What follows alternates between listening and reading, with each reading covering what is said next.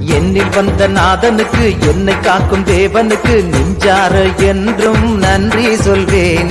வாழ்வழித்த வள்ளலுக்கு, வாழ்வழிக்கும் இயேசுவுக்கு வானெங்கும் முழங்க நன்றி சொல்வேன். நன்றி நன்றி என்றும் நன்றி சொல்வேன். நன்றி நன்றி என்றும் நன்றி சொல்வேன்.